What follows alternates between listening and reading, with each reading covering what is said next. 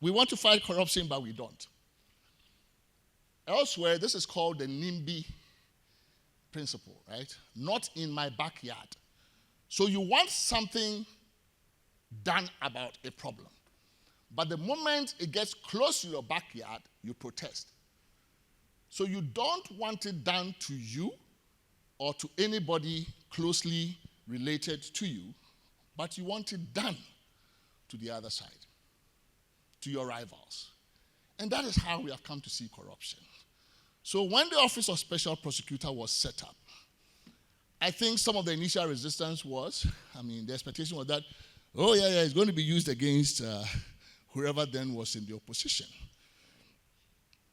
So when Kissi Agyebeng started then to step on certain toes, then the calls for either his removal or the disbandment of the office and the like then began to come from within, right? So we expect that it is the other person who will pay the price for corruption, but not anybody close to us.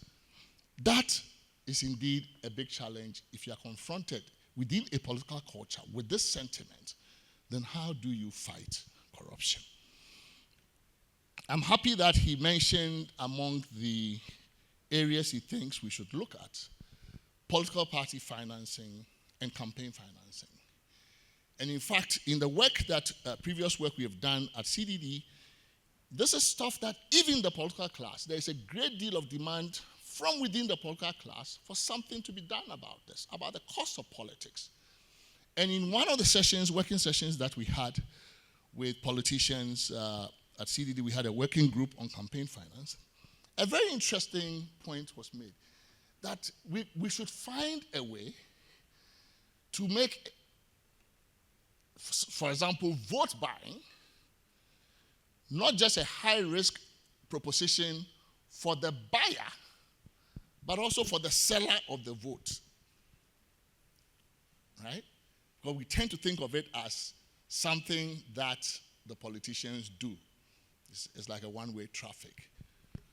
But I think that, if you're an ingenious legal drafter, certainly should be able to make both ends of the transaction punishable, right? And that idea came from a politician who says, look, if you guys just try to tie our hands, but you don't put any liability, criminal liability on the other side, this won't work. I think it's a brilliant idea, right?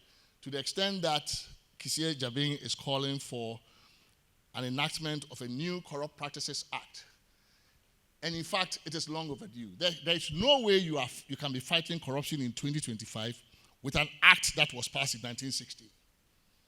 It's a disgrace that too many of the things in our Criminal Offences Act date back to the 1960s. How so? Why? Nothing has happened. There's been a lot of legal innovation, jurisprudential innovation around fighting corruption since then. Plenty. In the countries that believe the most in democracy and the rule of law, a lot has changed about fighting corruption. Changing presumptions, even to the point of putting the presumption of guilt sometimes on the accused person to turn it around.